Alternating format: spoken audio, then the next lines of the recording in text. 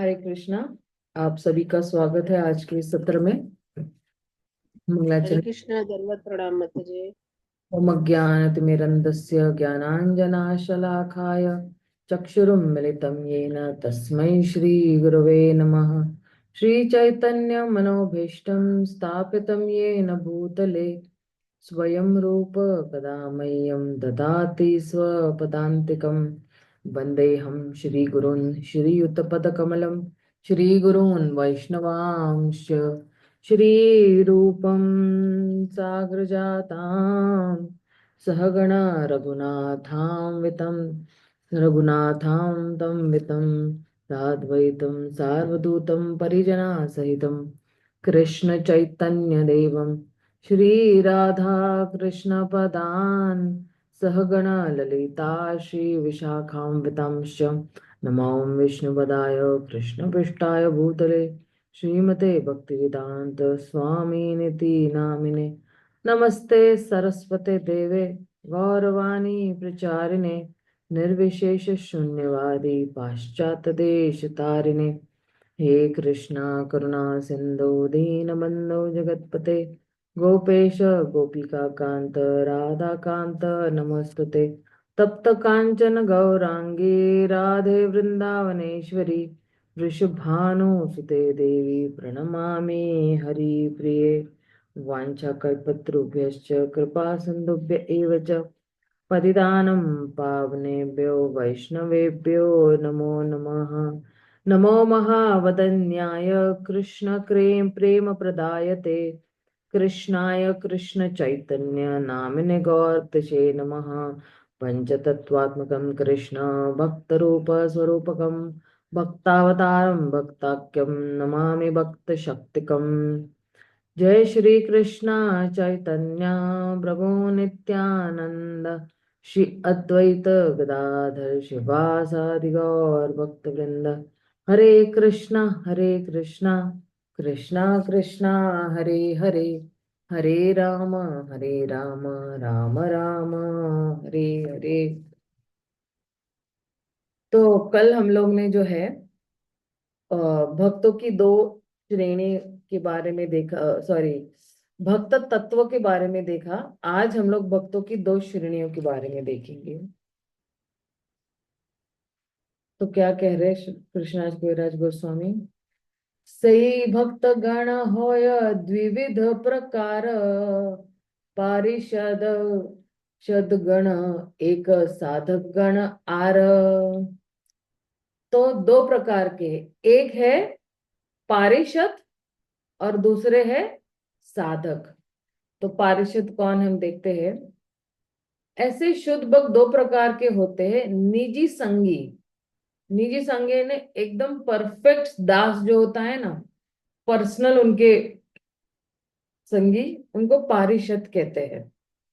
तथा नव दीक्षित भक्त यानी साधक गण, जो साधक भक्त होते हैं ना, जो परफेक्शन के लिए या जो क्या कहते हैं कि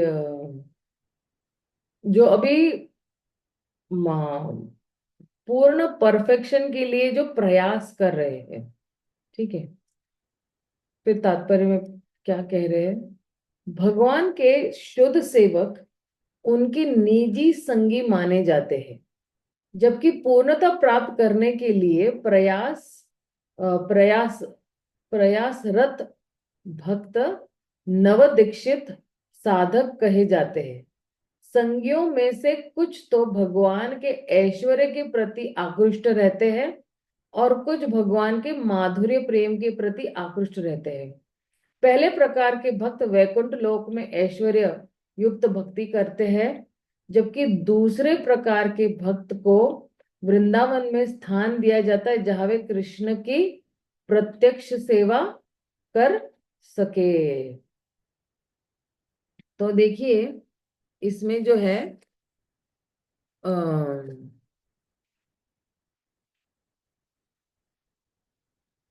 इसको जरूर करना पड़ेगा।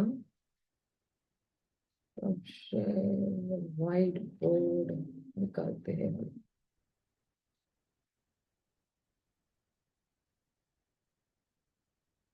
ये ना हम कभी नहीं भूलेंगे, क्योंकि अगर जो लिखा हुआ है ना वो दिमाग में छप जाता है। क्योंकि ज्यादातर लोग है ना, विजुअल्स होते हैं। विजुअल मतलब क्या? देखकर उनकी आंखों में सब कुछ छप जाता है। एटलीस्ट मैं तो कम से कम वैसी हूँ। तो बाकी का मुझे पता नहीं है क्या है। तो इसलिए मुझे ऐसे लग, और आजकल बहुत सारे शुद्ध भक्त, क्या हो गया अरे भाई?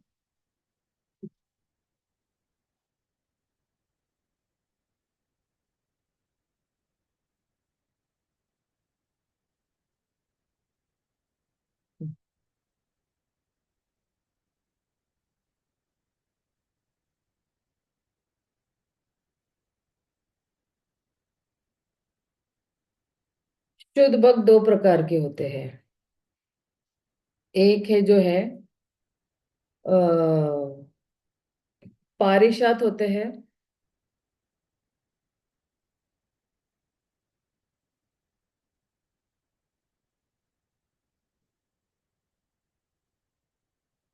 और एक होते हैं साधक।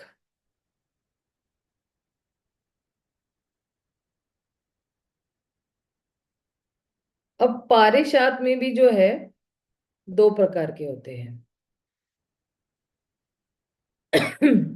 एक जो भगवान के ऐश्वर्य से आकर्षित है। तो जो भगवान के ऐश्वर्य से आकर्षित है उन्हें कहाँ भेजा जाता है? वैकुंठ में।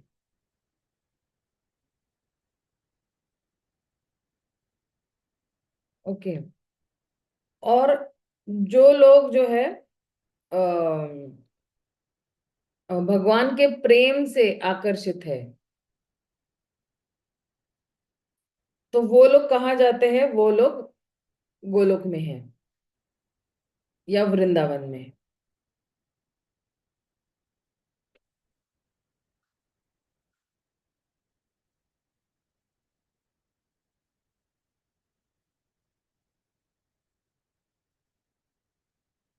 ठीक है। और जहां पे, अब देखिए, वृंदावन में भगवान की सीधी सेवा कर सकते हैं वो।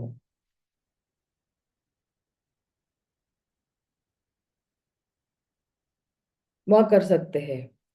और मतलब सीधी सेवा यानी एकदम बिल्कुल निजी सेवा कर सकते हैं। यहाँ पे जो है ये मान सम्मान वाली सेवा,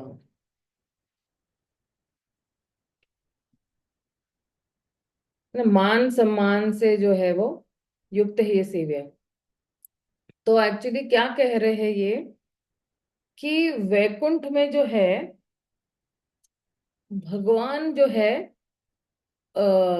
अपने जितने भी पार्षद है उनको ये जो सेवा करते हैं, तो उनको वो सेवा थोड़ी अजीब लगती है। क्यों? क्योंकि भगवान को मान सम्मान नहीं चाहिए, भगवान को प्रेम चाहिए है। और क्योंकि भगवान को प्रेम चाहिए तो भगवान कह रहे हैं कि ये क्या, मुझे क्यों दंडवत प्रणाम कर रहे हो, क्यों मुझे सलाम कर रहे हो, क्यों मुझे ये कर रहे? जैसे रामायण में अगर आप देखोगे,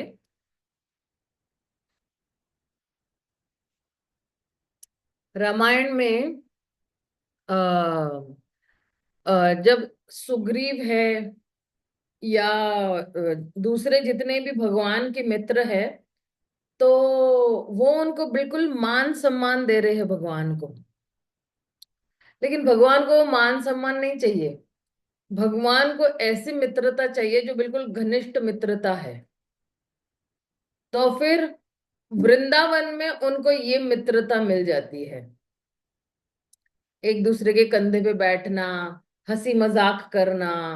यहाँ पे वैकुंठ में हंसी मजाक नहीं कर सकते हैं अपने पार्षदों के साथ, या अपने, क्योंकि देखिए वैकुंठ में ना दो रस है एक्चुअली। एक है साख्य रस,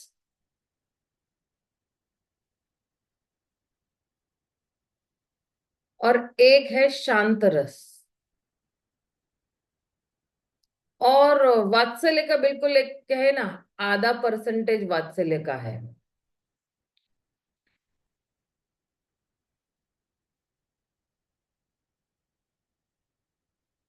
लेकिन ये जितने भी पांच रस है,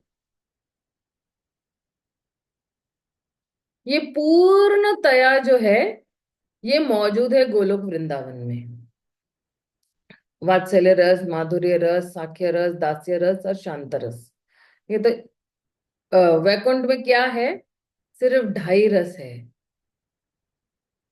5 रसों में से, और यहाँ पे पूरे 5 रस है। अब कृष्ण को जो है जब साख्य रस की, और ये भी जो है अभी 2.5 रस जो है ये पूर्ण मात्रा में नहीं है, पूर्ण मात्रा में नहीं है। लेकिन यहाँ पे ये जो 5 रस है ये पूर्ण मात्रा में है। 100% जिसको कहते हैं ना, पूर्ण मात्रा में है। तो अगर साख्य रस का रियल आनंद लेना है तो फिर जो है भगवान अपने सखाओं के साथ लेते हैं। जैसे लघु भागवतामृत में एक्चुअली उसका वर्णन आता है, सॉरी, लघु भागवत नहीं, बृहद भागवतामृत में, बृहद भागवतामृत में उसका वर्णन आता है कि भगवान जो है जब अपने सखाओं के साथ खेलते, जितने गोप सखाओं के साथ खेलते हैं, जैसे श्रीदाम है, मधुमंगल है, स्टोको कृष्ण है, या जितने भी अपने सखा सहेल गोप सखा है, तो उनके साथ जब खेलते हैं, तो अगर माता यशोदा ने बुला लिया है, खेल रहे हैं, और अभी कृष्ण का डेन आ गया है देने के लिए बारी, लेकिन माता यशोदा बुलाती तो कृष्ण कहते कि मैं नहीं, मैं जा रहा हूँ, मैं जा रहा हूँ। तो फिर गोप सखा क्या बोलते कि तू कल आ, तेरे को देखता हूं मैं, तो अगर डेन नहीं देके जाएगा ना तो तुझे बहुत पनिशमेंट मिलेगी। और फिर जो है कृष्ण को खूब पीटते हैं, खूब मारते हैं, कृष्ण के कंधे पे बैठ के उसको थप्पड़ मारते हैं। मतलब ये इतनी घनिष्ठता वृंदावन में है भगवान और गोप सखाओं के साथ। तो ये जो है, इसके लिए जो है भगवान जो है ललायत है वैकुंठ में। वो जो है ना रियली साख्य भाव नहीं मिल रहा है उनको, और इसलिए जो है फिर वृंदावन में जो है ये साख्य रस जो है पूर्णतया वो, ये मैं आपको सिर्फ एक उदाहरण दे रही हूँ, ठीक है। और इसलिए जो है जो प्रेम वृंदावन में जो है वो पूर्ण पूर्ण मात्रा में है, ठीक है। तो अब ये जो है, एक सेकेंड, इसको सेव कर लेते हैं, इसको स्टॉप कर देते हैं इधर हम, एक सेकेंड।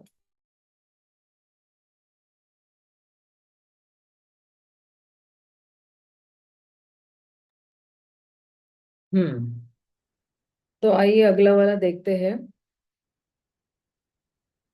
अब यहां से जो है शुरू होते हैं भगवान के अवतारों का वर्णन।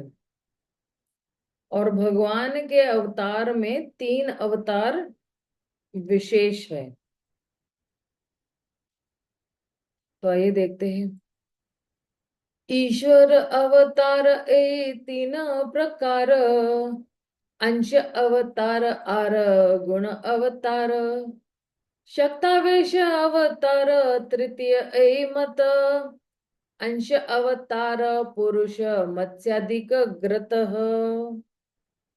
तो क्या कह रहे, 3 प्रकार के अवतार है। एक अंश अवतार है, अंश अवतार में कौन आते हैं? पुरुष अवतार, जैसे और अंश अवतार यानी उनके पार्शल इनकारनेशंस है, राइट। उसमें लीला अवतार भी आते हैं, मत्स्य अवतार भी। लीला अवतारों में जैसे मत्स्य अवतार है या वराह अवतार है वैसे। और फिर कह रहे हैं गुण अवतार।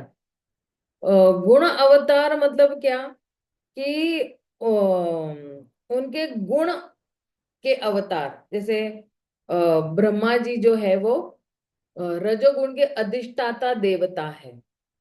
शिव जी जो है वो तमोगुण के अधिष्ठाता देवता है। शिव जी तमोगुण में नहीं है, या ब्रह्मा जी तमोगुण में नहीं है, लेकिन उस गुण के अधिष्ठाता देवता है। जैसे कल भी शिवरात्रि की हम लोग ने देखा, काफी सारा कुछ कथाएं शिव जी पे हम लोग ने सुनी। तो शिव जी जो है वो तमोगुण के अधिष्ठाता देवता है। कि जो लोग तमोगुण में हैं उनको अपना संग देकर वो जो है पवित्र कर देते हैं उनको, और उनको तमोगुण से उठाकर जो है वो सतोगुण तक पहुंचाते हैं। ये है शिव जी का काम। और फिर कह रहे शक्तवेश अवतार तृतीयमक। तीसरा अवतार क्या है? तृतीय यानी तीसरा अवतार क्या है? शक्तवेश अवतार। शक्तवेश अवतार में जो है चार कुमार आते हैं, पृथु महाराज आते हैं, व्यास देव आते हैं, हमारे श्रील प्रभुपाद भी आते हैं शक्तवेश अवतार में। भूतो न भविष्यता श्रील प्रभुपाद ने ऐसा कार्य किया हुआ है कि अभी आने वाले पूरे कलयुग में कोई नहीं ऐसा काम कर सकता है कि 11 साल में 108 मंदिरों का निर्माण, 11 साल में 80 किताबें लिख लेना। तो ये जो है ये शक्तवेश अवतार ही कर सकते हैं, बाकी कोई नहीं कर सकता है। और जाने के बाद भी जो है अभी 800 मंदिर ऑलरेडी निर्माण हो चुके हैं प्रभुपाद के जाने के बाद भी। तो क्या कह रहे हैं? ईश्वर के अवतारों के तीन वर्ग है, अंश अवतार, गुण अवतार तथा शक्तवेश अवतार। पुरुष तथा मत्स्य अवतार अंश अन्य अवतारों के उदाहरण है। और फिर क्या कह रहे? ब्रह्म ब्रह्मा विष्णु शिव तीन गुण अवतार गणी, शक्तावेश सनकादि पृथु व्यास मुनि। ब्रह्मा विष्णु तथा शिव गुण अवतार है, शक्तवेश अवतार है, कुमार गण राजा पृथु तथा महामुनि व्यास जिन्होंने वेद का संकलन किया है। और फिर जो है क्या कह रहे हैं? ये तीन अंश अवतार है। एक है अंश, भगवान के अंश है, एक भगवान के गुण अवतार है, और एक है शक्तवेश अवतार। फिर आगे क्या कह रहे हैं? अभी यहां से थोड़ा जो स्टार्ट हो रहा है टेक्निकल पार्ट, तो यहाँ पे प्लीज ध्यान दीजिएगा। तो कह रहे दुई रूपे होए भगवानेर प्रकाश, एके तो प्रकाश होए आरते विलास। भगवान अपने आप को दो रूप में प्रकट करते हैं, प्रकाश तथा विलास रूप में। ये भगवान का क्या है? ये भगवान का प्रकाश है ना, विस्तार है ना। और उस विस्तार में भी क्या है? दो कैटेगरी है, एक है प्रकाश और एक है विलास। फिर भगवान क्या कह रहे हैं यहाँ पे? सॉरी, कृष्णनाथ कविराज गोस्वामी क्या कह रहे हैं? भगवान अपने व्यक्तिगत साकार रूपों में दो मुख्य वर्गों में प्रकट करते हैं। प्रकाश रूप भगवान कृष्ण द्वारा अपनी लीलाओं के लिए प्रकट किए जाते हैं और इनके रूप उन्हीं के समान होते हैं। जब भगवान ने द्वारका में 16,000 रानियों से विवाह किया तो उन्होंने 16,000 प्रकाश विस्तारों द्वारा ऐसा किया। इस तरह रास नृत्य के समय प्रत्येक गोपी के निकट एक साथ नृत्य करने के लिए उन्होंने एक जैसे प्रकाश रूपों में अपना विस्तार किया। किंतु जब भगवान अपने विलास रूप को प्रकट करते हैं तो वे सब उनके शारीरिक रूपों से कुछ न कुछ भिन्न होते हैं। बलराम जी भगवान के प्रथम विलास रूप है और वैकुंठ में चतुर्भुज नारायण रूप बलराम के विस्तार है। वैकुंठ में चतुर्भुज नारायण किसके विस्तार है? बलराम जी के विस्तार है। कृष्ण तथा बलराम के शरीरों में केवल इतना ही अंतर है कि उनके शरीर के रंग भिन्न है। इसकी इसी प्रकार वैकुंठ में नारायण के 4 हाथ है जबकि कृष्ण के केवल 2 हाथ है। भगवान के जिन विस्तारों में ऐसे शारीरिक अंतर प्रकट होते हैं वे विलास विग्रह कहते हैं। तो प्रकाश मतलब क्या? जो है सेम भगवान का जो है वो रूप लेते हैं। और विलास मतलब क्या? कि थोड़ा ही अंतर रहता है। थोड़ा आगे देख लेते हैं।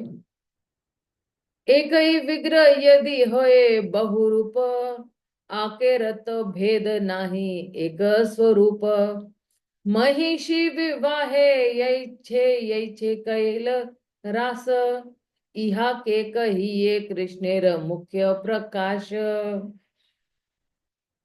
तो क्या कह रहे हैं, जब भगवान स्वयं को अनेक रूपों में विस्तारित करते हैं जो अपने अपने स्वरूपों में भिन्न होते हैं, जैसा कि भगवान कृष्ण ने 16,000 रानियों के साथ विवाह करते समय तथा रास नृत्य करते समय किया था, तब भगवान के ऐसे रूप मुख्य प्रकाश प्रकाश विग्रह कहलाते हैं। एक सेकेंड।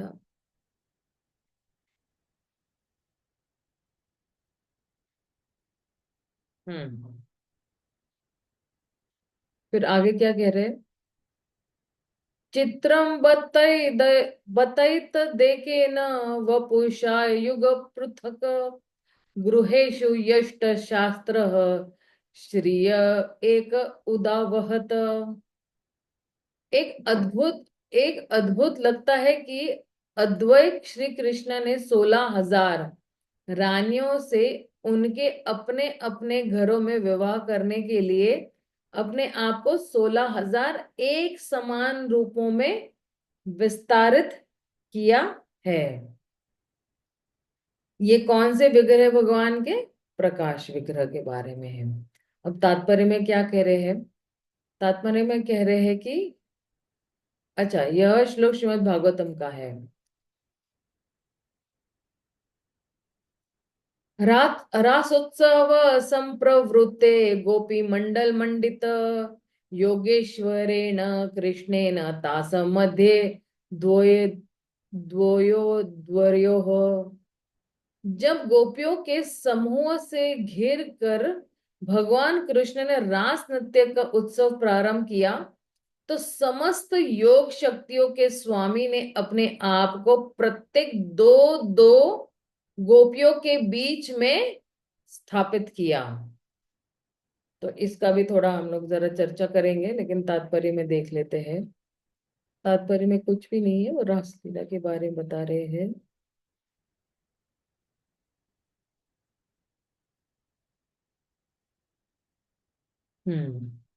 प्रविष्टेन गृहीतानां कंठे स्वनिकंठ स्त्रियः, यह मन्येरन भस्ता विद्वान शत संकलम, द्विकौसा स दाराणात्मत्यस्युक्य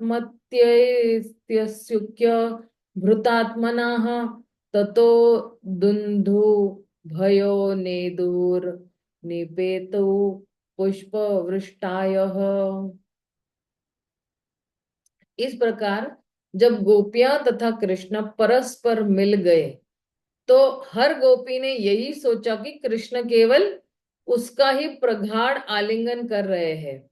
भगवान की इस अद्भुत लीला को देखने के लिए स्वर्ग के देवी देवता तथा उनकी पलियां, जो कि रास नृत्य देखने के लिए अत्यंत उत्सुक थे, अपने सैकड़ों विमानों में आकाश में उड़ने लगे।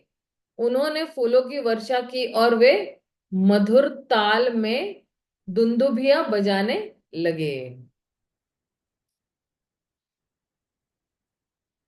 फिर आगे क्या करे, अनेकत्र प्रकट रूपस्य कस्य यैकदा, सर्वथा तत्स्वरूपैव प्रकाश इतिर्यते है। यदि समान लक्षण वाले अनेक रूप एक साथ प्रदर्शित हो, तो ऐसे रूप भगवान के प्रकाश विग्रह कहलाते हैं। होंगे। तो ये जो एक्चुअली जो है, मुझे ऐसे लग रहा है कि ये जो है लघु भागवतामृत से लिया गया है। यह श्लोक श्री रूप गोस्वामी द्वारा संकलित लघु भागवतामृत से लिया गया है। और ये जो है, ये किसकी परिभाषा के बारे में बता रहे हैं, ये प्रकाश विग्रह के बारे में बता रहे हैं। अब थोड़ा इस प्रकाश विग्रह को जो समझ लेते हैं, ठीक है, क्योंकि कभी हम नहीं भूलेंगे, धीरे धीरे जाएंगे तो बहुत बढ़िया तरीके से हम समझ भी पाएंगे कि क्या है ये। शेयर करना पड़ेगा मुझे व्हाइट बोर्ड के लिए।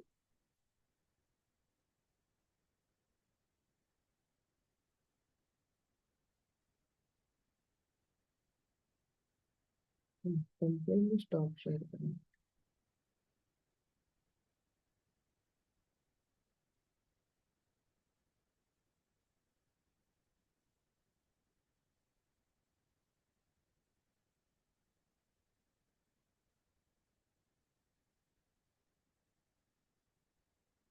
सॉरी, जस्ट मैं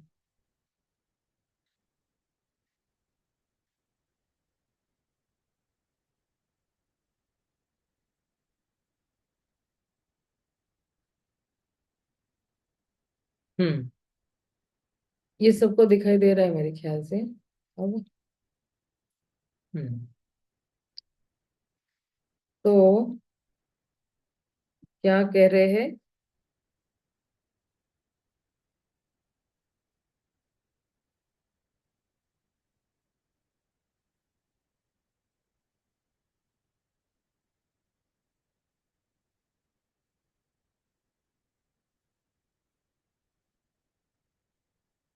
अब देखिए क्या कह रहे, भगवान के दो प्रकार के कृष्ण के विस्तार। ओके, एक है प्रकाश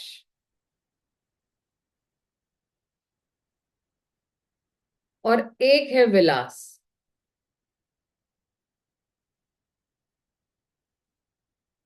प्रकाश में क्या कह रहे हैं कि भगवान जो है अनेक रूप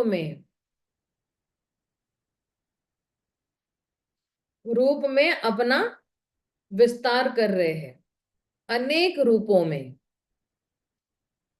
और ये रूप जो है भगवान से अभिन्न है।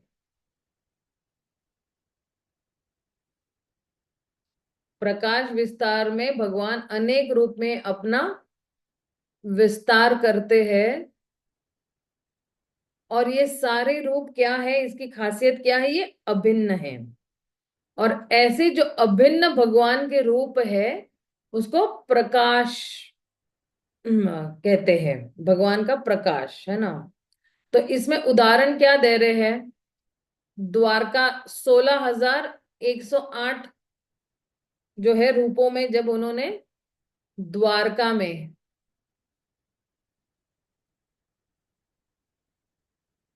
अपना विस्तार किया था। या फिर जो है रास, अरे रास लीला, रास लीला में अपना विस्तार किया था।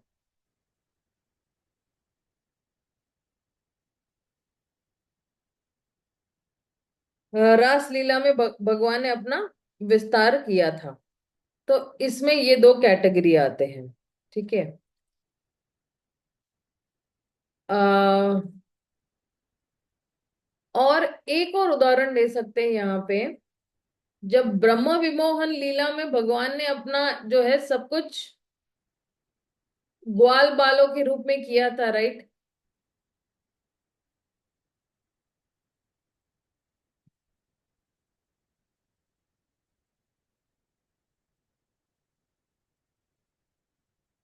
ये भगवान का प्रकाश रूप ही है। और ये प्रकाश रूप का यही है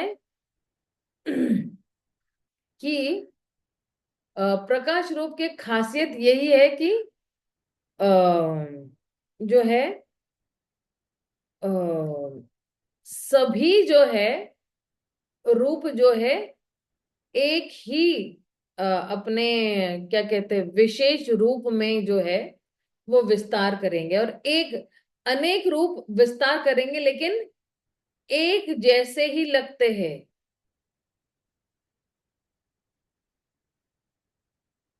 एक जैसे ही लगते हैं मतलब हाथ पैर नाक आंख कान सबके एक समान ही होंगे। बिल्कुल कोई भी जो है उनके फीचर्स में या उनके इसमें जो है वो अलग नहीं रहेंगे। अब आइए जरा थोड़ा विलास में देखते हैं। विलास में क्या कहा है कि जो है अनेक रूपों में तो है ही, ठीक है, यहाँ में भी अनेक रूप में अपना विस्तार करेंगे, लेकिन जो है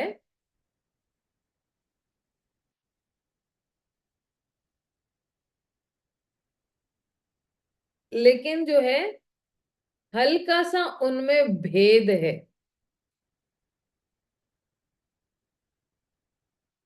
हल्का सा उनमें भेद है। और भेद किसका है? भेद जो है नाक नक्शों का भेद है इसके अंदर। उसको कहते हैं विलास रूप। और जो है और ये जो विलास रूप है, ये किसके माध्यम से भगवान प्रकट करते हैं? भगवान की अचिंत्य शक्ति।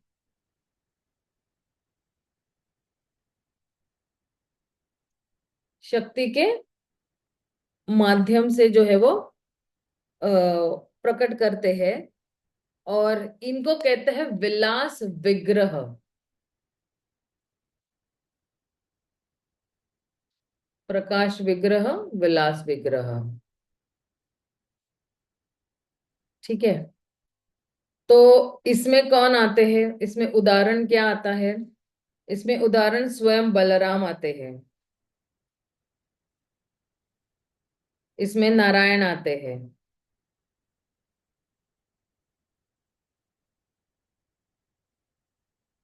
इसमें शंकरशन, अ,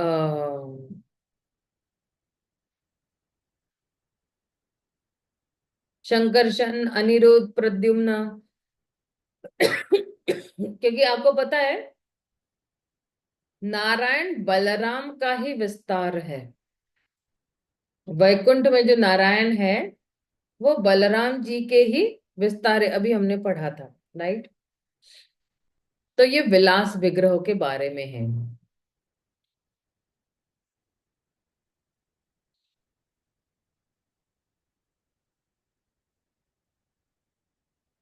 तो एक सेकेंड, अभी इसको स्टॉप शेयर करना पड़ेगा मुझे।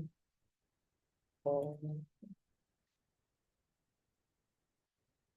हम्म फिर आगे क्या कह रहे? एक ही विग्रह किंतु आकारेर हय आना, अनेक प्रकाश होय विलास्तार नाम। ये अभी विलास विग्रह की व्याख्या दे रहे हैं, ठीक है। एक्चुअली किंतु जब अनेक रूपों में एक दूसरे से कुछ कुछ भिन्न होते तो विलास विग्रह कहलाते हैं। स्वरूप स्वरूपम मन सॉरी स्वरूप मन्याकारम यस्तस्य भाति विलासत प्राणेयात्म संशय शक्त्या स विलास निगध्यते। जब भगवान अपनी अचिंत्य शक्ति से विभिन्न आकारों में अपने अनेक रूप दिखलाते हैं तो ऐसे रूपों को विलास विग्रह कहते हैं। तो ये लघु भागवतामृत से लिया हुआ है। ऐछे बल देव परम यो में नारायण, ऐछे वासुदेव प्रद्युम्नादि शंकर्षण।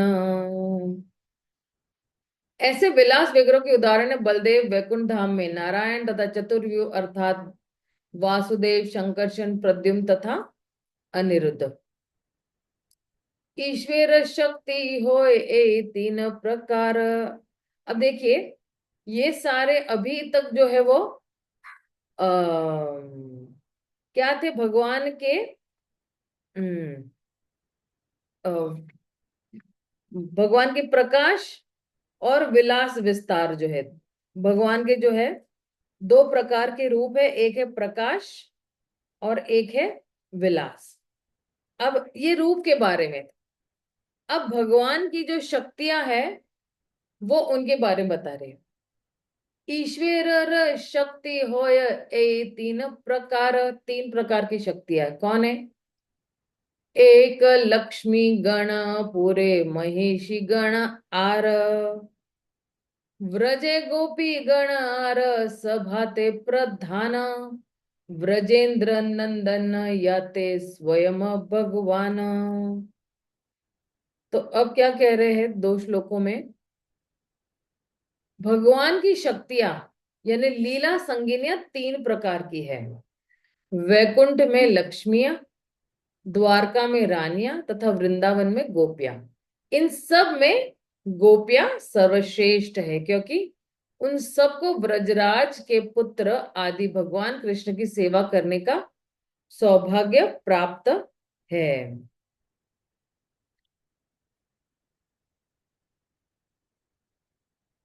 स्वयं रूप कृष्णेर काय व्यूह तारसम भक्त सहिते हय ताहार आवरण।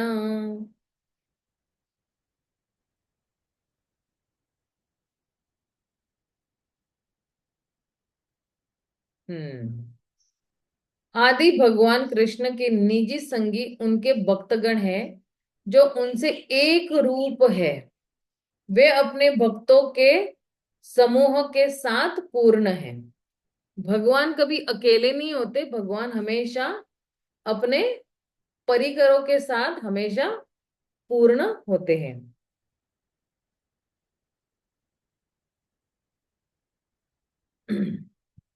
तात्पर्य। श्री कृष्ण तथा उनके विविध रूप विस्तार शक्ति के अभिन्न है। ये स्वरूप विस्तार अन्य गौण विस्तारों का या सेवक विस्तारों में संबंधित है जो भक्त कहलाते हैं। तो भगवान जैसे ना कभी कई लोग सिर्फ एक भगवान की अकेली मूर्ति बेचते हैं, लेकिन भगवान कभी अकेले नहीं होते। या कभी कई लोग सिर्फ कृष्ण की ही पेंटिंग जो है बनाते हैं, लेकिन कृष्ण कभी अकेले नहीं होते। उस पेंटिंग में अगर किसी को बनाना है तो कम से कम कोई गाय है, मोर है, पेड़ है, कोई पक्षी है, ये सारे भगवान के पार्षद ही है। गोपी है, राधा रानी है, ये गोपियां है, राधा रानी है, ये ग्वाल बाल है, इन सबके साथ जो है ये पेंटिंग है। कृष्ण मतलब कभी अकेले नहीं होते, हमेशा अपने पार्षदों के साथ ही होते हैं। अब जो है आगे क्या कह रहे हैं? हाँ, ये बहुत ही इंपॉर्टेंट श्लोक है। क्या कह रहे हैं तत्व पॉइंट ऑफ व्यू से? भक्त आदि क्रमे केल सबार वंदना ए सबार वंदन सर्व शुभेर कारण। अब मैंने विविध स्तरों के सभी भक्तों की पूजा कर ली है। इनकी पूजा समस्त सौभाग्य का स्तोत्र है। तो इन जितने भी भगवान के अवतार विस्तार विस्तारों के विस्तार, इन सबको कृष्णराज कविराज गोस्वामी ने क्या किया हुआ है? उनको भी प्रणाम कर लिया है। और कह रहे कि इनको प्रणाम करना ही मतलब क्या? परम सौभाग्य का स्तोत्र है। ये सभी अवतार जो है परम सौभाग्य का स्तोत्र है। तात्पर्य में प्रभुपाद क्या कह रहे हैं? भगवान की प्रार्थना करने के लिए मनुष्य को सर्वप्रथम उनके भक्तों तथा संगियों की प्रार्थना करनी चाहिए। ये इस तरह से ही ये प्रार्थना जो है इनके माध्यम से भगवान स्वीकार करते हैं और उन्हीं के माध्यम से कृपा भी देते हैं। क्रम में जाते हैं हम लोग। इसलिए देखिए अब हम लोग जब भोग अर्पण करते हैं तो पहले अपने गुरु को अर्पण करते हैं, फिर प्रभुपाद को अर्पण करते हैं, प्रभुपाद फिर जितने उनके गुरु को अर्पण करते हैं, उनके गुरु उनके अर्पण करते हैं, फिर छह गोस्वामी, फिर पंच तत्व, और फिर भगवान कृष्ण तक वो भोग का अर्पण होता है। और वहां से फिर भगवान अपनी कृपा जो है इन आचारों के माध्यम से ही जो है वापस हमें देते हैं। अब क्या कह रहे हैं? प्रथम श्लोके कही सामान्य मंगल चरण द्वितीय श्लोके त करी विशेष वंदन।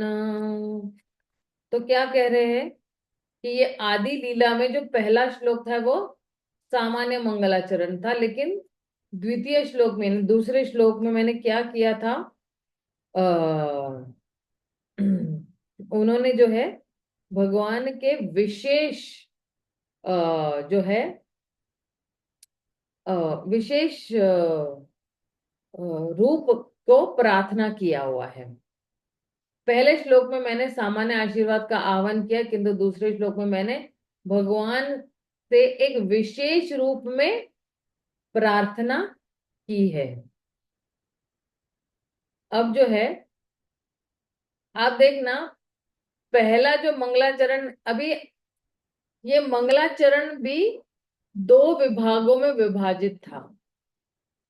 मतलब क्या कि अभी तक, यानी ये 83 श्लोक है ना, यहां तक पहला सामान्य मंगलाचरण समाप्त हुआ।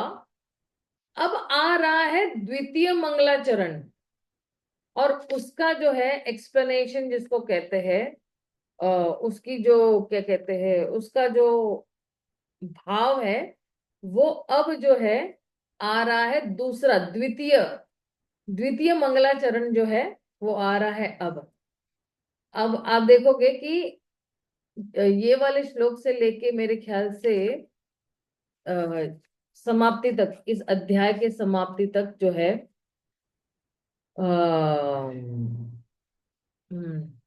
ये द्वितीय मंगलाचरण कर रहे हैं। और ये द्वितीय मंगलाचरण आप देखिए ना, मतलब कैसे दो मंगलाचरण है, एक सामान्य मंगलाचरण और एक जो है वो दूसरा मंगलाचरण जो है वो भगवान को अपने विशेष रूप में जो है प्रार्थना करना। तो आइए जरा द्वितीय मंगलाचरण देख लेते हैं। वंदे श्री कृष्ण चैतन्य नित्यानंद सहोदियतो गौड़दये पुष्प विंतो चित्रो शनोदो तमो निदो। मैं श्री कृष्ण चैतन्य तथा नित्यानंद प्रभु को सादर नमस्कार करता हूँ, जो सूर्य तथा चंद्रमा के समान है। वे एक ही साथ गौड़ के क्षितिज पर अज्ञान का अंधकार दूर करने तथा सबको अद्भुत आशीर्वाद प्रदान करने के लिए उदित हुए हैं।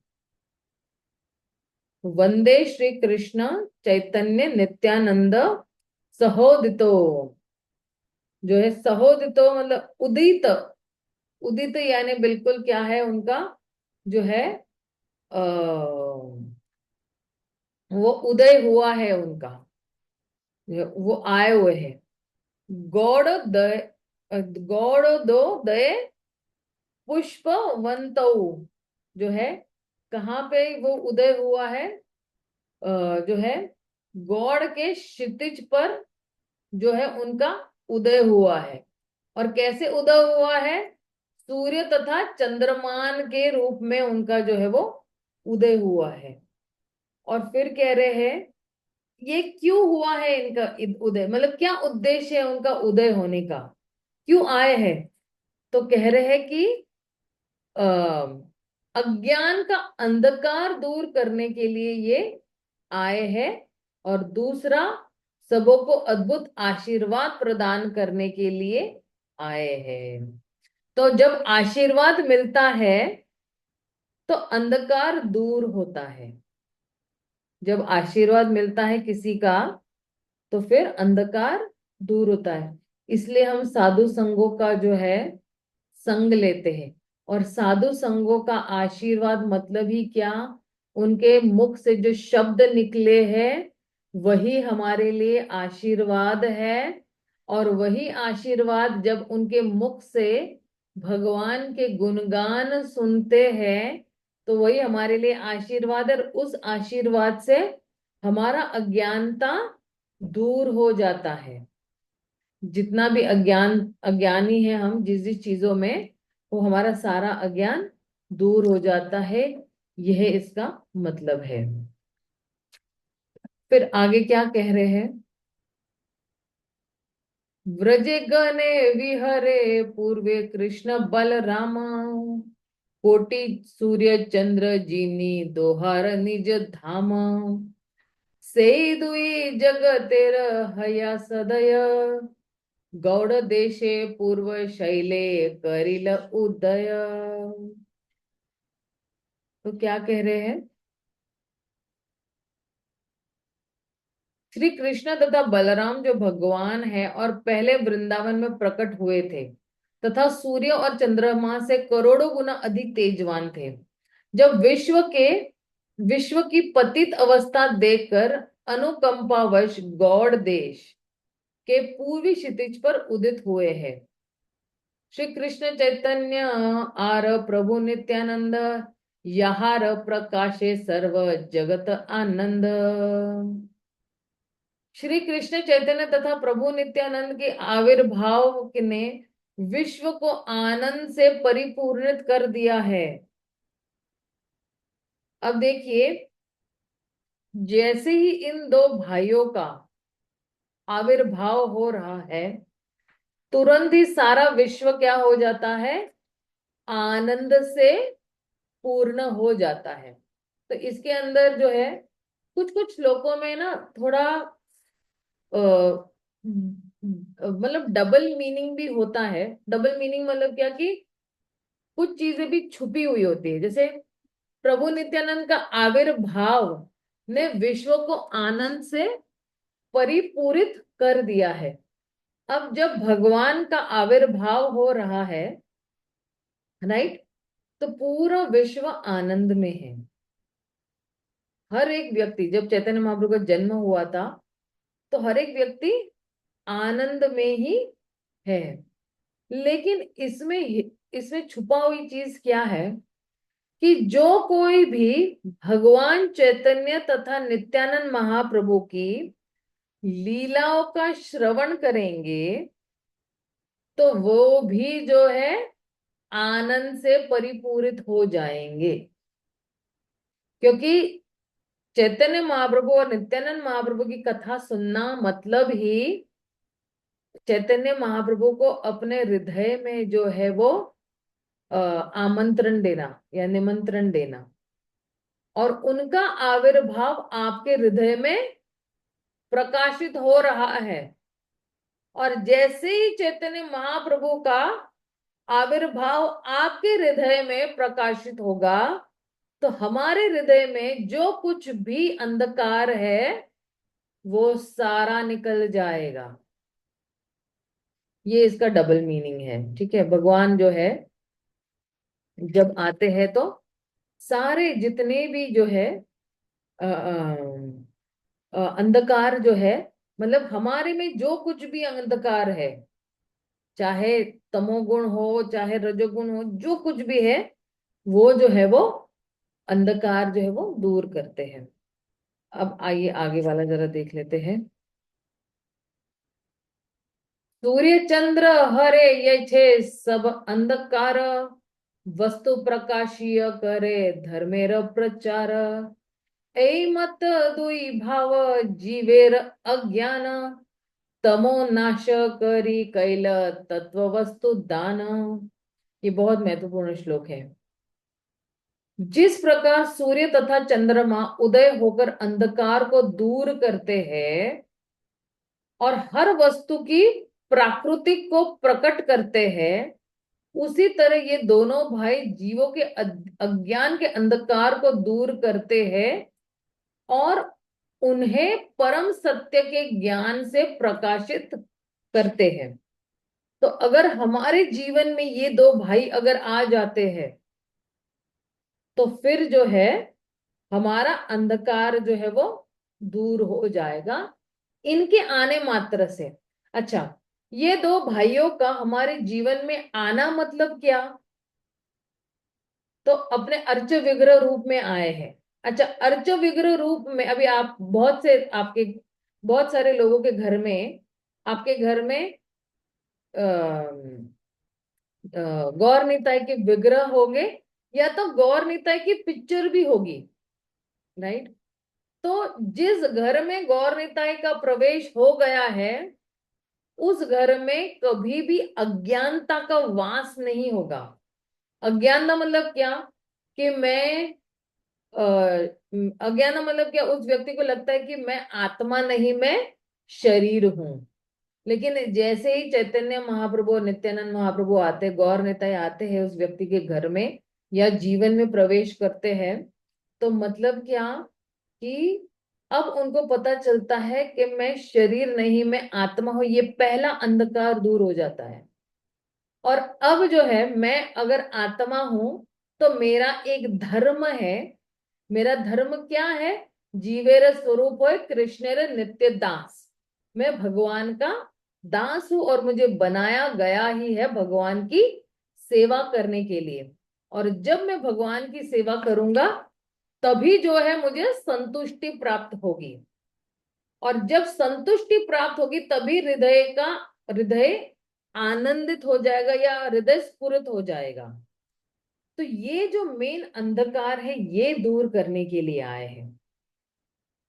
ये मेन अंधकार जो है दूर करते हैं कि अपनी वास्तविक स्थिति को जो है वो हमारी जो वास्तविक स्थिति क्या है भगवान के साथ, वो जो है वो प्रकट करते हैं। क्योंकि अभी तक हमारी वास्तविक स्थिति ढकी हुई थी।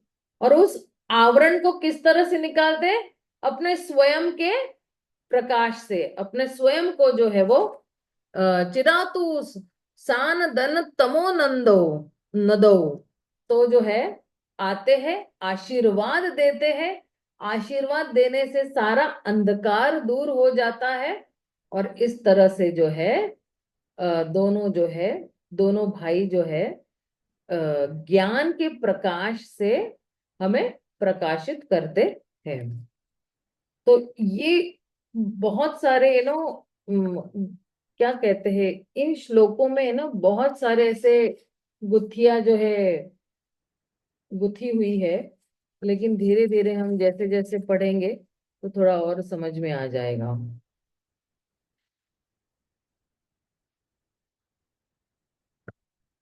फिर आगे क्या कह रहे हैं? अज्ञानत मेरा नाम की है कैतव, धर्म अर्थ काम मोक्ष वांछा आदि सब। अज्ञान का अंधकार कैतव अर्थात छल कहलाता है। अज्ञान का अंधकार यानी छल कहलाता है या कैतव कहलाता है। अज्ञानता का अंधकार मतलब क्या? मैं अज्ञानता में हूं, मैं अंधकार में हूं, मैं अज्ञानी हूं। इसलिए जो है मैं अपने आप से भी जो है चीटिंग कर रही हूं या छल कर रही हूं। और दूसरों के साथ भी छल करने की कोशिश करती हूं मैं।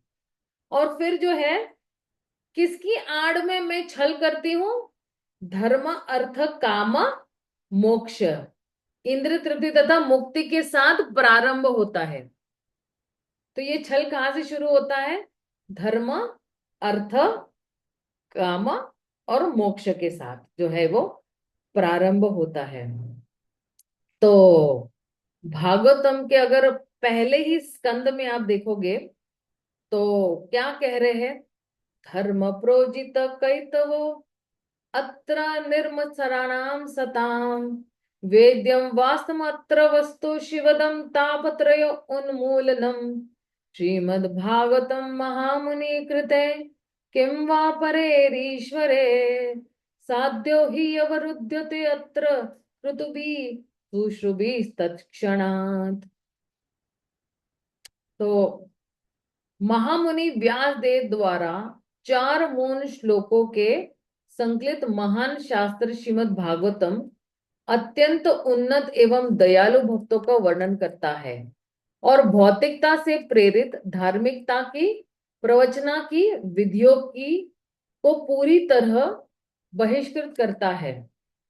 यह शाश्वत धर्म के सर्वोच्च सिद्धांत के को प्रतिपादित करता है, जो जीवों के 3 प्रकार के तापों को वास्तव में कम करने वाला और पूर्ण संपन्नता तथा ज्ञान का सर्वोच्च आशीष प्रदान करने वाला है। जो लोग विनीत सेवा भाव से निर्मत्सरणाम सताम, जो लोग विनीत सेवा भाव से इस शास्त्र के संदेश को सुनने के इच्छुक है, वे तुरंत ही भगवान को अपने हृदय में बंदी बना सकते हैं, विनीत भाव से। अतएव श्रीमद् भागवतम के अतिरिक्त अन्य किसी शास्त्र की आवश्यकता नहीं रह जाती है। तो आप देखिए कि जो है कहते हैं कि ये जो श्रीमद् भागवतम जो है वो किसके लिए है? उन्नत भक्तों के लिए है, एवं दयालु भक्तों का वर्णन भी कर रहा है। और ये जो है भौतिकता से प्रेरित नहीं है, ये जो है सिर्फ प्रेम से ही प्रेरित है ये शास्त्र। और पूरे भागवतम में अगर आप देखोगे सिर्फ कृष्ण प्रेम ही है। इसलिए इसके बाद वाला जो श्लोक आता है कहते हैं कि निगम कल्पतरोर गलितम फलम शुक मुखाद्रव अमृतम संयुतम पिबत भागवतम रसमाल्यम मुहुर अहो रसिक भुवि भावुकाः। निगम कल्पतरोर गलितम फलम, ये जो भागवतम है ये क्या है? ये जो है कल्पतरु वृक्ष से आया हुआ ये जो है ये गलितम फलम, ये पका हुआ फल है। निगम कल्पतरोर गलितम फलम, और ये किसके मुख से? शुक मुखाद अमृत द्रव संयुतम, जो शुक के मुख से निकला हुआ है। और ये क्या है? अमृत है। और अमृत द्रव्य संयुतम है, द्रव्य यानी एकदम गाढ़ा रस है ये। पिबत, फिर क्या कहते? निगम कल्पतरोर गलितम फलम शुक मुखाद अमृत द्रव संयुतम पिबत भागवतम रसमाल्यम मुहुरहो। पिबत भागवतम, अगर कोई इस भागवतम का रस चखता है, जो रसमाल्यम है, पूरा रस से भरा हुआ ये फल कैसा है? सिर्फ रस है, इसके अंदर न गुठली है न छिलका है, सिर्फ रस से भरा हुआ है। और ये किनके लिए है? रसिक भक्तों के लिए। रसिकाहा भुवि भावुकाहा, जो रसिक भक्त है इसका पूर्णतया आस्वादन लेते हैं। तो ये भागवतम जो है ये इन ऐसे जो, तो ये जो है क्या कह रहे हैं एक्चुअली भागवत, अभी ये वाले श्लोक में एक्चुअली यही कह रहे हैं कि ये जो भागवत धर्म है ये सर्वोच्च धर्म है। क्यों? क्योंकि बाकी क्या है? कर्म कांड है, ज्ञान कांड है, अष्टांग योग, ध्यान योग, ये योग वो योग, देवी देवताओं की उपासना करना, ये सारे जितने भी मार्ग है ये बड़े कठिन मार्ग है। और इनकी जो क्या कहते हैं इनकी जो सफलता है ये जो है वो बहुत कठिन भी है।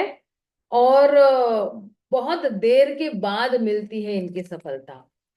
लेकिन भागवत धर्म जो है अपने जितने भी अनुयायी हैं उनको तीन तापों से जो है वो मुक्त करता है। आप देखिए यहाँ पे क्या लिखा हुआ है, वेद्यम वासम अत्र वस्तु शिवदम तापत्रयो उन्मूलनम, तीन तापों से क्या कर रहा है? मुक्त कर रहा है। और तीन ताप क्या कौन से हैं? आदि दैविक, आदि भौतिक, आदि आध्यात्मिक ताप जो है, इन तीन तापों से जो है वो मुक्त करता है। और भागवतम जो है वो सर्वोच्च प्रकार का धर्म जो है वो स्थापित कर रहा है। और जो सर्वोच्च प्रकार का जो वो धर्म है वो क्या है? कि जो है हमें जो है अपने वास्तविक स्थिति में जो है वो स्थित कर रहा है। और हमारी वास्तविक स्थिति क्या है? कि हम जो है जीवेर स्वरूप नित्य कृष्ण दास, उसी स्थिति में वापस स्थित हो रहे हैं। अभी हम लोग अपने पथ से नीचे गिर गए हैं और उसे पुनः अपने पथ पर रखने की कोशिश कर रहे हैं। जैसे मान लो कि अगर कोई वस्तु गिर गई है तो हम उसको अपनी जगह पे वापस रख देते, उसी तरह हम भी अपनी जगह से गिर गए और वापस जो है अपनी वास्तविक स्थिति में, वास्तविक जगह में वापस रखने का काम कौन कर रहा है? श्रीमद् भागवतम कर रहा है। और फिर जो है क्या प्रदान कर रहा है। अच्छा, इसका जरा तात्पर्य देख लेते। यह श्लोक भागवतम के पहले स्कंद के पहले अध्याय के दूसरे श्लोक में आता है।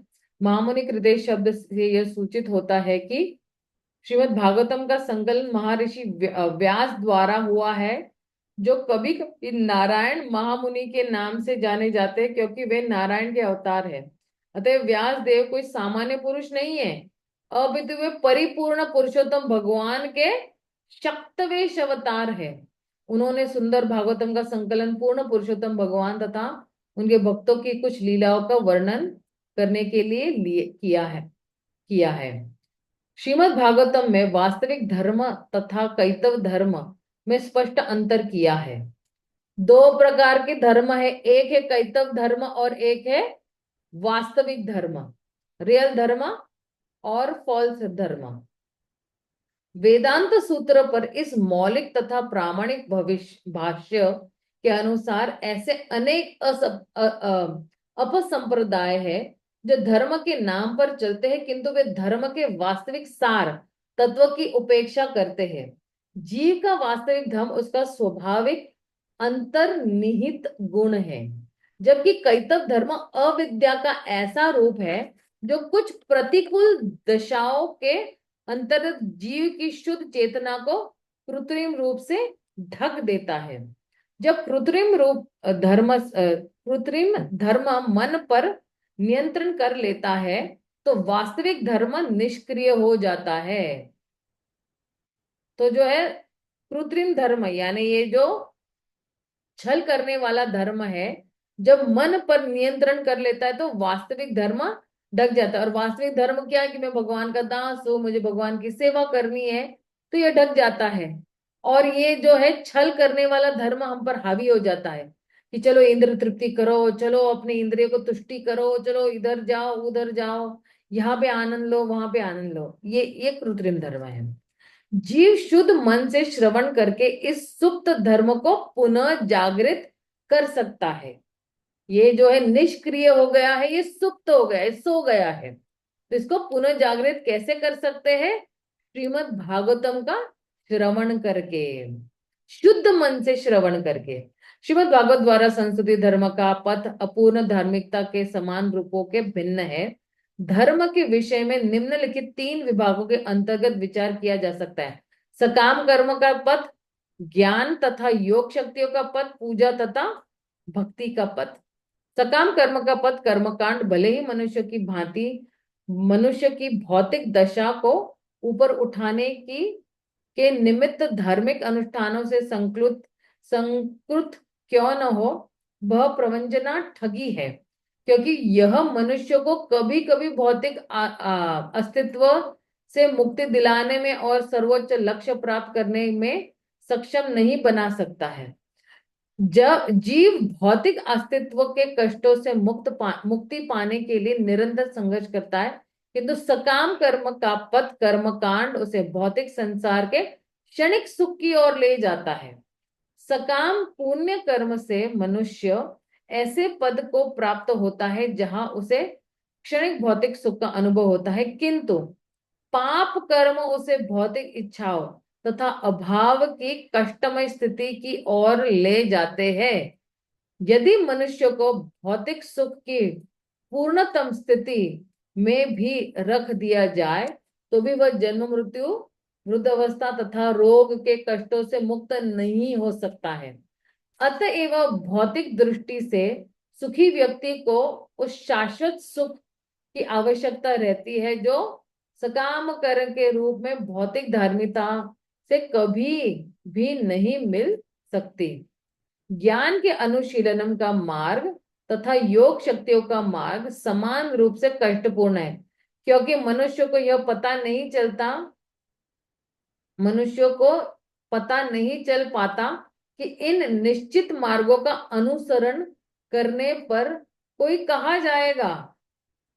यह आरोह पंथी दार्शनिक आध्यात्मिक ज्ञान की खोज में भले ही अनेक अनेक जन्मों तक मानसिक तर्क वितर्क क्यों न करता रहे, किंतु जब तक वह सत्व गुण की शुद्धतम अवस्था को प्राप्त नहीं कर लेता, अर्थात जब तक वह भौतिक तर्क वितर्क के धरातल से ऊपर नहीं उठ जाता, तब तक वह यह नहीं जान पाता कि हर वस्तु भगवान वासुदेव से उद्भूत होती है। भगवान की निर्विशेष पहलू से आसक्ति होने के कारण वह वासुदेव ज्ञान की दिव्य अवस्था तक ऊपर उठ नहीं पाता और अपने मन की अशुद्ध दशा के कारण वह मुक्ति की उच्चतम अवस्था तक पहुंचने पर पुनः भव सागर में गिर जाता है। उसका यह अधपतन भगवान की सेवा में स्थिरता न होने के कारण होता है। जहां तक योगियों की योग शक्तियों का संबंध है, ये भी आत्म साक्षात्कार के मार्ग में भौतिक बाधाएं ही है। एक जर्मन विद्वान जो भारत में आकर ईश्वर भक्त हो गया था, उसने कहा कि भौतिक विज्ञान ने पहले ही प्रशंसनीय प्रगति कर ली है, जिससे वह योगियों की योग शक्तियों की नकल कर सकता है। अतएव वह योगियों की योग शक्तियां सीखने के लिए भारत नहीं आया, अपितु वह भगवान की दिव्य प्रेममयी सेवा का मार्ग सीखने आया है, जिसका उल्लेख महान शास्त्र श्रीमद् भागवतम में किया गया है।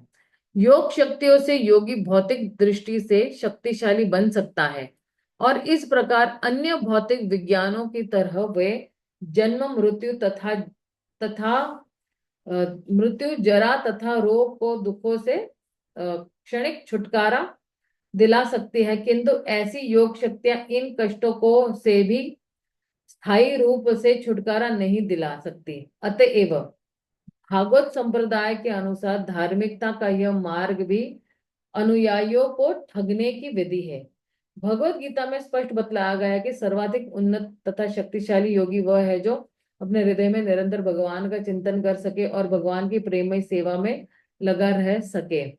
असंख्य प्रशासकीय देवताओं की पूजा का मार्ग कर्मकांड एवं ज्ञान कांड की उपयुक्त विधियों से भी अधिक खतरनाक तथा अनिश्चित है। दुर्गा, शिव, गणेश, सूर्य जैसे अनेक देवों तथा निर्विशेष विष्णु रूप की यह पूजा विधि वे लोग स्वीकार करते हैं जो इंद्र तृप्ति की उत्कट इच्छा से अंधे हो चुके हैं।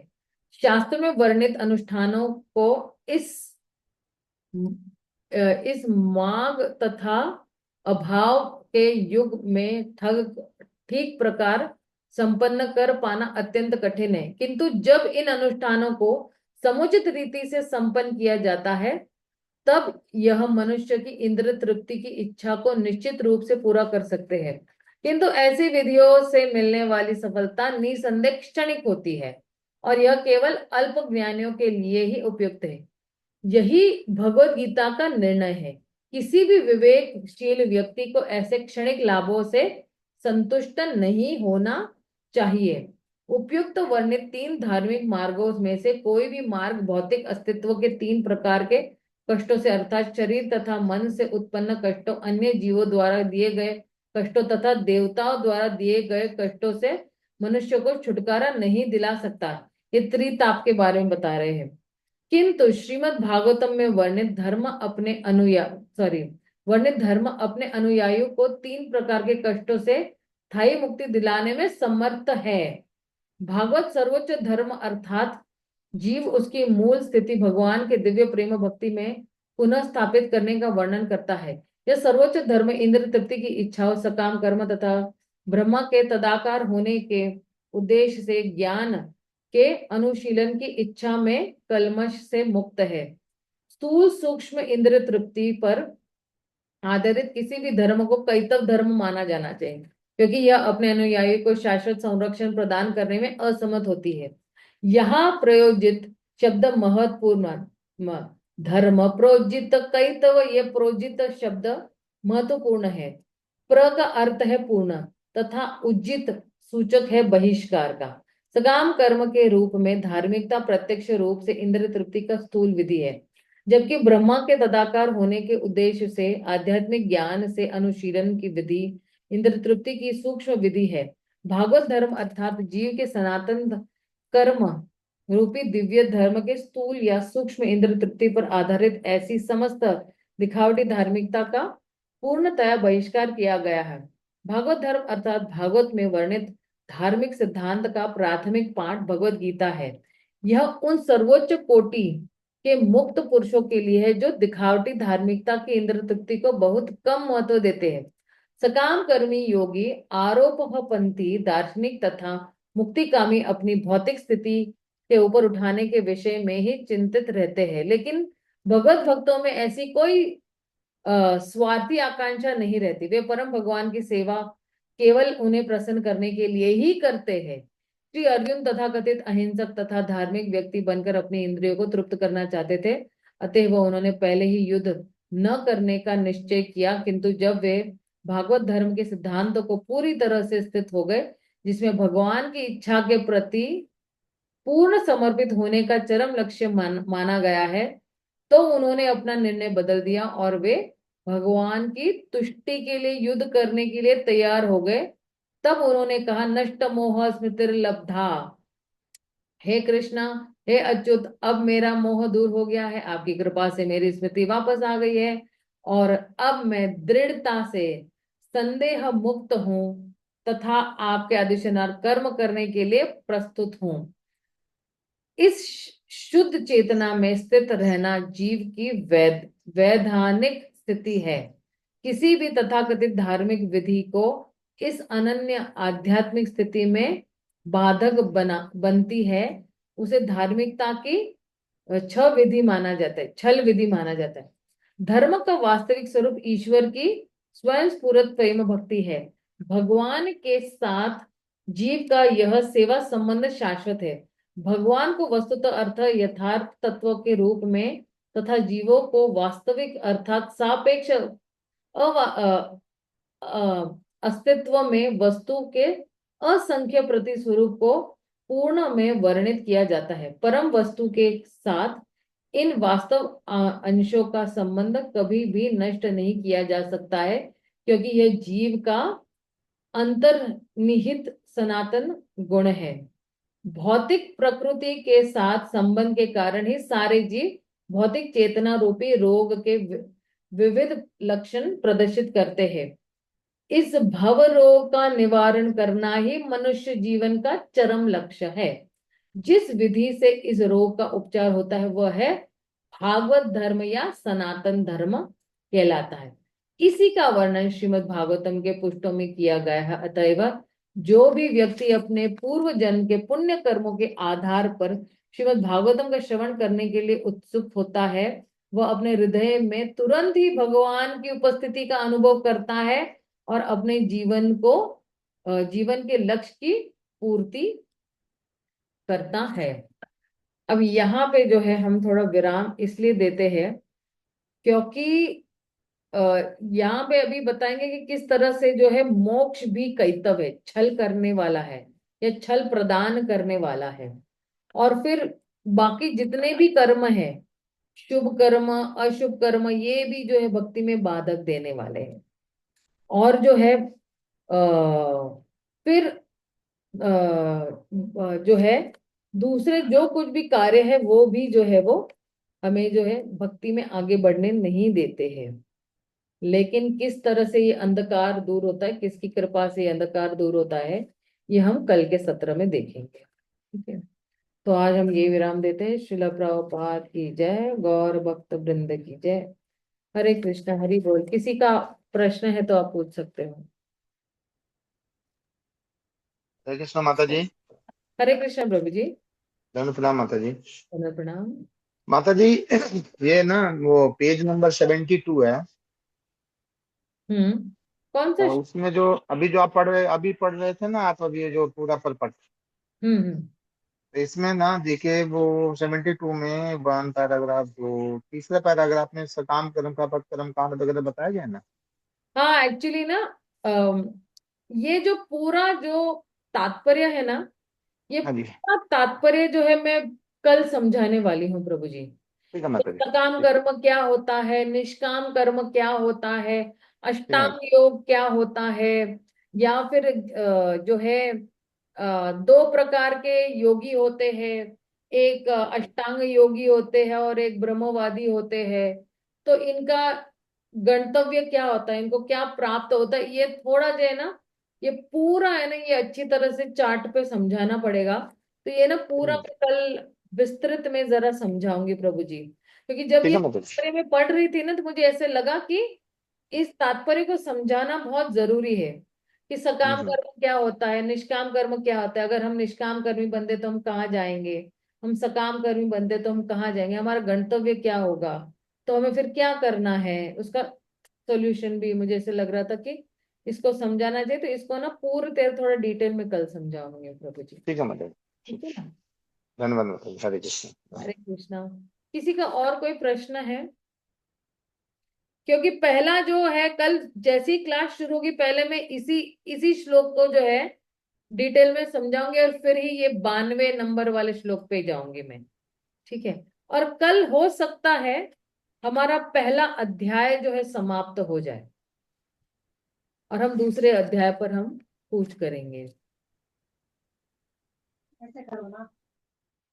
ये इतने बढ़िया जो है, ये दूसरा अध्याय भी एकदम रस से भरा पड़ा हुआ है, पूरा रस रस से भरा पड़ा हुआ है दूसरा अध्याय भी। तीसरा, माता जी, ये जो पर्पट अभी आपने पढ़ा है ना, ये पर्पट भागवत से मैच नहीं करता। हाँ राइट राइट राइट, इसीलिए एक्सप्लेनेशन की जरूरत है। इसीलिए इसीलिए बहुत अच्छा लगा मेरे को, क्योंकि क्योंकि उसमें मेरे को अच्छी तरह समझ में नहीं आया था, यहाँ बहुत अच्छा समझ में आया। हाँ हाँ हाँ। और आप देखना कि इसलिए प्रभुपाद ने इसको पीएचडी क्यों कहा है, चैतन्य चरितामृत को, वो को पोस्ट ग्रेजुएशन कहा है भागवतम को, और चैतन्य चरितामृत को पीएचडी कहा है, क्योंकि बहुत हमें बढ़िया। तुरंत ही आस्वादन हो जाएगा, तुरंत ही, मतलब जैसे ही पढ़ना शुरू करते हैं तुरंत ही। और बहुत सारा कहते हैं ना फिलॉसफी जो है, जो भागवत में नहीं है, वो यहाँ पे बहुत स्पष्टीकरण हो रहा है हमारा।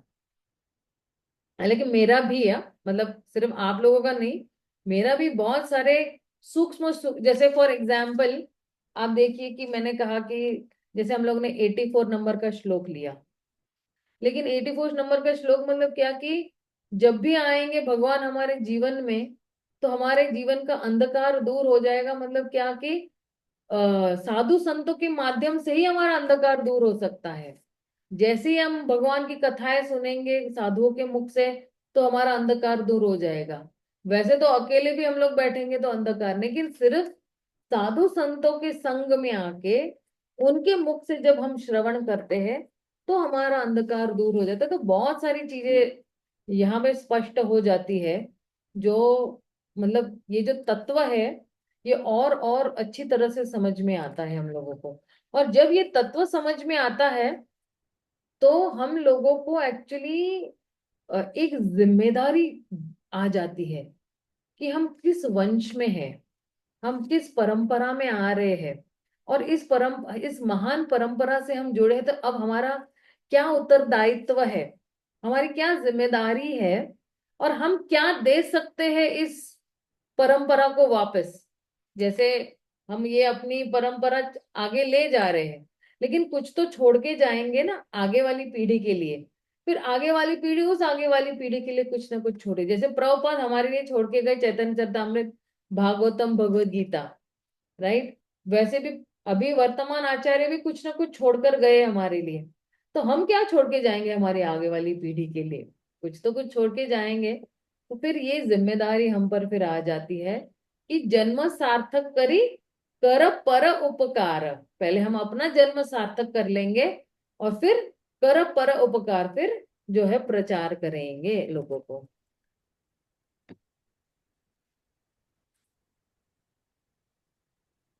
ठीक है, यहीं पर हम समाप्त करते हैं। शिल प्रभुपाद की जय, गौर भक्त वृंद की जय। हरे कृष्णा, हरि बोल। हरे कृष्ण माता जी, दंडवत प्रणाम। कृष्णा कविराज गोस्वामी की जय हो, हरे चैतन्य कृष्ण। चरितामृत की जय। हरे कृष्णा।